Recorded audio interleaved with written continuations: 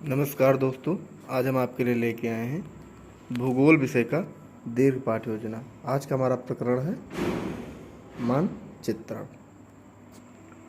Video start करने से पहले मैं आपको बता दें, अगर आपको अन्य विषय के लेसन प्लान चाहिए, अन्य टॉपिक पे लेसन प्लान चाहिए, तो हमारे यूट्यूब चैनल के प्लेलिस्ट में बहुत सारे अन्य लेसन प्लान पड़े हैं, उन्हें आप देख सकते हैं। वीडियो को आप लाइक करिएगा, कमेंट के माध्यम से ज़रूर बताइएगा कि हमारा ये लेसन प्लान कैसा रहा, इसमें जो भी कमियां होंगी ज़रूर बताइएगा, और प्लीज़ हमारे चैनल को सब्सक्राइब कर लीजिएगा। दूसरी बात, अगर वीडियो की स्पीड तेज़ होगी तो आप वीडियो को स्लो मोशन में करके देख सकते हैं या वीडियो को रोक कर देख सकते हैं। अब ये तो संभव नहीं है कि हम वीडियो को बहुत लंबा बना सकें, आप वीडियो को रोक कर ही देख लेंगे, वो ज़्यादा ठीक रहेगा। चलिए हम स्टार्ट करते हैं। जूम कर देते हैं थोड़ा सा। सबसे पहले आप यहाँ संस्था का नाम डालेंगे, जिस संस्था में आप पढ़ रहे हैं, फिर दिनांक, कक्षा 6, विषय आपका सामाजिक विषय, उप विषय आपका भूगोल है, चक्र जिस भी चक्र में आप पढ़ाएंगे, अवधि 40 मिनट का। फिर आपका प्रकरण है मानचित्रण, मैपिंग। फिर आपका सामान्य उद्देश्य और विशिष्ट उद्देश्य। सबसे पहले आप सामान्य उद्देश्य लिखेंगे। सामान्य उद्देश्य आपके विषय से संबंधित होते हैं और विशिष्ट उद्देश्य आपके प्रकरण से संबंधित होते हैं। तो सबसे पहले हम सामान्य उद्देश्य देखते हैं। पहला है छात्रों को भूगोल विषय के द्वारा स्थल संबंधित तथ्यों की जानकारी देना। दूसरा है भौगोलिक परिस्थितियों के अनुसार, यहाँ पे परिस्थिति गलत लिखा है, सही कर लेंगे, के अनुसार मानव जीवन को अनुकूल बनाने का ज्ञान प्रदान करना। छात्रों में भूगोल विषय के द्वारा पर्यटन संबंधित तथ्यों की जानकारी देना। प्राकृतिक सौंदर्य का ज्ञान कराना। पांचवा, छात्रों में भूगोल विषय के प्रति रुचि उत्पन्न करना। छठा, छात्रों को सामाजिक विज्ञान की उपयोगिता बताना। फिर आप विशिष्ट उद्देश्य करेंगे। पहला आपका ज्ञानात्मक उद्देश्य, छात्र मानचित्रण के बारे में जान सकेंगे तथा उनका मनुष्य के जीवन में महत्व को जान सकेंगे। फिर बोधात्मक, छात्र मानचित्रण के बारे में प्रत्यात्मन कर सकेंगे। अनुप्रयोगात्मक में छात्र मानचित्रण के बारे में बता सकेंगे तथा उनके महत्व को बता सकेंगे। फिर सहायक सामग्री, आपका सहायक सामग्री, प्रकरण से संबंधित कक्षा उपयोगी समस्त सहायक सामग्री, जैसे chart, model, roller board, model, map आदि। फिर आप दूसरे पेज में आते हैं, यहाँ पे आप शिक्षण विधि लिखेंगे। शिक्षण विधि में व्याख्यान विधि, प्रदर्शन विधि और प्रश्नोत्तर विधि। फिर पूर्व ज्ञान, छात्र मानचित्रण के बारे में सामान्य जानकारी रखते हैं। फिर आप प्रस्तावना प्रश्न करेंगे, जो सबसे महत्वपूर्ण होता है, सबसे इम्पोर्टेंट यही, इसी से प्रकरण निकलता है। प्रस्तावना प्रश्न लिखेंगे। छात्राध्यापक क्रिया, छात्र है तो छात्राध्यापक, छात्रा है तो छात्राध्यापक का क्रिया लिखेंगे। इधर छात्र छात्रा क्रिया दोनों लिखना होता है। पहला प्रश्न है, कुछ प्रमुख ग्रहों के नाम बताइए। बुध, शुक्र, पृथ्वी, मंगल, शनि, बृहस्पति आदि। पृथ्वी पर नदी, तालाब, पर्वत, सागर किस पर प्रदर्शित करते हैं? मानचित्र, मैप या ग्लोब पर। मानचित्र या मैप या मानचित्र पर दर्शाए गए इन सभी को किस नाम से जानते हैं? मानचित्रण के नाम से। मानचित्रण के बारे में आप और क्या जानते हैं, आपका समस्यात्मक हो जाएगा। फिर आप उद्देश्य कथन बोलेंगे। यहाँ पे उद्देश्य कथन नहीं लिखा हुआ है, आप ऐसे लिखेंगे, छात्रों आज हम सब मिलकर मानचित्रण के बारे में विस्तृत अध्ययन करेंगे। फिर से एक बार बोल दें, रिपीट कर रहे हैं, यहाँ पे मिस हो गया, आपको लिखना, छात्रों आज हम सब मिलकर मानचित्रण के बारे में विस्तृत अध्ययन करेंगे। इतना आप यहाँ पे उद्देश्य कथन में लिख देंगे। फिर आप प्रस्तुतिकरण एक डालेंगे, इसमें शिक्षण बिंदु, छात्राध्यापक या छात्राध्यापक क्रिया, जो भी आप है, छात्र हैं तो छात्राध्यापक, छात्रा है तो छात्राध्यापक क्रिया, इधर छात्र छात्रा क्रिया है। मानचित्रण, हम देश तथा दुनिया में स्थित सड़कों, रेलों, कस्बों, समुद्रों, द्वीपों आदि की जानकारी मानचित्र तथा ग्लोब के माध्यम से करते हैं। सामान्य रूप से पृथ्वी या उसके किसी भाग का चपटी सतह, धरातल सतह, समतल पर समान अनुपात में प्रदर्शन मानचित्र कहलाता है। हम पृथ्वी पर रहते हैं, इसलिए पूरी पृथ्वी, अगले पेज में देखते हैं, पूरी पृथ्वी को एक साथ नहीं देख सकते, इसके लिए हम पृथ्वी से मिलती जुलती आकृति का ग्लोब बनाते हैं। ग्लोब पर विश्व के सभी महाद्वीप और महासागर दिखाए जाते हैं, जो हमें एक साथ नहीं दिखते, इसके लिए हम मानचित्र का प्रयोग करते हैं। फिर आप बोध प्रश्न करेंगे। पहला है, हम सड़क, पुल, देशों को किस पर प्रदर्शित करते हैं? मानचित्र पर। पूरी दुनिया को हम एक साथ किस पर प्रदर्शित करते हैं? मानचित्र पर। मानचित्र के प्रकार के बारे में आप और क्या जानते हैं, आपका समस्यात्मक हो जाएगा। फिर आप प्रस्तुतिकरण 2 करेंगे, इसमें भी वैसे ही फॉर्मेट बनेगा, मानचित्र के प्रकार, शिक्षा बिंदु छात्राध्यापक या छात्राध्यापक क्रिया, जो भी आप है छात्र छात्रा क्रिया। इसमें आप लिखेंगे छात्र छात्रा, ध्यानपूर्वक सुनेंगे, इतना लिखना होता है। मानचित्र विभिन्न प्रकार के होते हैं, जिनमें से कुछ को नीचे वर्णित किया गया। भौतिक मानचित्र पृथ्वी के प्राकृतिक स्वरूप जैसे पर्वत, पठार, मैदान, नदी, महासागर आदि को दर्शाने वाले मानचित्रों को भौतिक मानचित्र कहा जाता है। राजनीतिक मानचित्र राज्यों, नगरों, शहरों तथा गांवों और विश्व के विभिन्न देशों को, राज्यों तथा उनकी सीमाओं को दर्शाने वाले मानचित्रों को राजनीतिक मानचित्र कहा जाता है।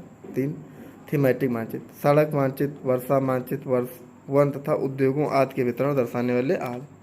भू राजस्व मानचित्र भूमि का बंटवारा, सिंचित क्षेत्र आदि विभिन्न प्रकार के भू उपयोग कार्यालय आदि। आगे पेज में देखते हैं कार्यालय आदि, ये यहाँ पे खत्म हो गया है। कार्यालय आदि ये भू राजस्व मानचित्र होता है। फिर आप बोध प्रश्न करेंगे।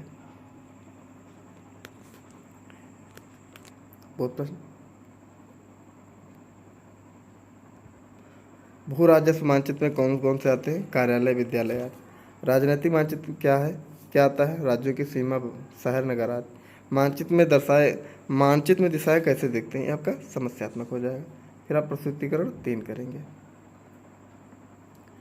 इसमें आप शिक्षण बिंदु डालेंगे, छात्राध्यापक या छात्राध्यापक क्रिया, छात्र छात्रा क्रिया। छात्र छात्रा क्रिया में लिखेंगे छात्र छात्रा ध्यानपूर्वक सुनेंगे। मानचित्रण दशा पहले लोग घने जंगलों में या कहीं भी जाने के लिए दिशाएं सूर्य के द्वारा ज्ञात करते थे। रात के समय में लोग ध्रुव तारे से दिशाएं मालूम करते थे। यह तारा हमेशा आकाश में उत्तर दिशा में रहता है।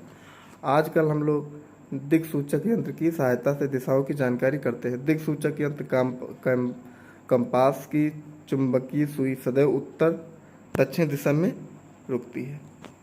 मानचित्र में तीर एरो द्वारा दिशाएं दर्शाई जाती हैं। मानचित्र में ऊपर की ओर उत्तर दिशा और नीचे की ओर दक्षिण दिशा होती है। दाएं हाथ की ओर पूरब और बाएं हाथ की ओर पश्चिम दिशा होती है। बोध प्रश्न पहले लोग दिशाएं ज्ञात करने के लिए किसका प्रयोग करते थे? सूर्य, ध्रुव तारे। कंपास की सुई सदैव किस दिशा में होती है? उत्तर दिशा में। मानचित्र का अध्ययन कैसे करें, यह आपका समस्यात्मक हो जाएगा। फिर आप प्रस्तुतिकरण 4 करेंगे। मानचित्र का अध्ययन जो प्रस्तुत आया था आपका समस्यात्मक, प्रस्तुतिकरण 4 डालेंगे। शिक्षण बिंदु छात्राध्यापक या छात्राध्यापक क्रिया, छात्र छात्रा क्रिया। छात्र छात्रा क्रिया में लिखेंगे छात्र छात्रा ध्यानपूर्वक सुनेंगे। मानचित्र का अध्ययन कैसे करें? एक रूपरेखा मानचित्र में सही दूरी होना आवश्यक नहीं है। दिशाएं और दूसरे विवरण भी स्पष्ट होते हैं, किंतु कभी कभी हमें सही स्थितियों की जानकारी करनी पड़ती है। मानचित्र में सबसे ऊपर माप हेतु पैमाना मापक रेखा दिया रहता है। यह 2 स्थानों के बीच की दूरी की माप में सहायता करती है। हमें मानचित्र में 2 स्थानों के बीच की दूरी नापनी होती है। फिर हम पैमाना द्वारा वास्तविक दूरी ज्ञात कर लेते हैं। मानचित्र के संकेत प्रतीक के माध्यम से विभिन्न प्रकार की वस्तुओं को प्रदर्शित किया जाता है। इन संकेतों की समझ के लिए मानचित्र अध्ययन आवश्यक होता है। सुदूर संवेदन सामान्यतः किसी दूर स्थित स्थान, वस्तु, घटना अथवा धरातल के बारे में बिना वहां गए सूचना अथवा जानकारी प्राप्त करना सुदूर संवेदन कहलाता है।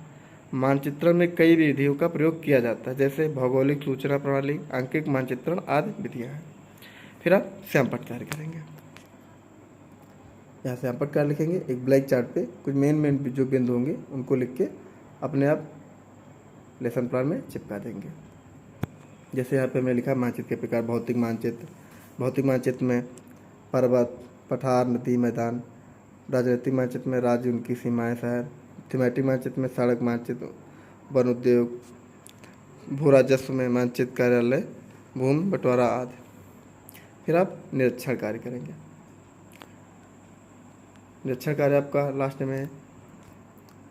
निरीक्षण कार्य छात्राध्यापक छात्रों को श्यामपट्ट पर लिखे गए तथ्यों को उत्तर पुस्तिका पर लिखने का आदेश देगा या देगी। अगर छात्राध्यापक है तो देंगे, छात्राध्यापक है तो देंगी, तथा स्वयं कक्ष में घूम कर निरीक्षण करेगा या करेगी। फिर सबसे लास्ट में आपका पुनरावृत्ति प्रश्न होता है। प्रस्तुतिकरण 1, 2 और प्रस्तुतिकरण 3 में आप बोध प्रश्न करते थे। सबसे लास्ट में आप पुनरावृत्ति प्रश्न करेंगे। छात्राध्यापक या छात्राध्यापक क्रिया, जैसे आप छात्र हैं तो छात्राध्यापक, छात्रा है तो छात्राध्यापक क्रिया, इधर छात्र छात्रा क्रिया। प्रश्न पहला, भौतिक मानचित्र में क्या दर्शाया जाता है? पर्वत, पठार, नदी, महासागर। थीमेटिक मानचित्र में किसको दर्शाया जाता है? सड़क, मानचित्र, परसा, मानचित्र। कंपास का प्रयोग किसके लिए किया जाता है? दिशा ज्ञात करने के लिए। कंपास की चुंबकीय सुई किस दिशा में होती है? उत्तर दिशा। मानचित्र में ऊपर की ओर कौन सी दिशा होती है? उत्तर दिशा। फिर गृह कार्य सबसे लास्ट में, छात्राध्यापक छात्रों को मानचित्रण के बारे में घर से लिख कर लाने का आदेश देगा। फिर आप समालोचना लिख देंगे। ये आपका दीर्घ प्लान कंप्लीट हो जाएगा, एक लेसन प्लान। समालोचना में आपको कुछ लिखना नहीं है। जब आप टीचिंग करेंगे तो यहाँ जो भी अध्यापक, जो भी वहाँ के हेड होंगे, वो इस पर कमेंट करेंगे। तो प्लीज़ आप लोग कमेंट के माध्यम से ज़रूर बताइएगा कि आज का हमारा लेसन प्लान आप लोगों को कैसा लगा। और प्लीज़ चैनल को सब्सक्राइब जरूर कर लीजिएगा, बेल आइकन को प्रेस कर लीजिएगा, जिससे ये होगा कि जब भी हम कोई नई वीडियो डालेंगे आप तक नोटिफिकेशन पहुंच जाएगा। अन्य विषयों के लेसन प्लान देखने के लिए हमारे यूट्यूब चैनल के प्लेलिस्ट में जाके और देख सकते हैं। Thank you.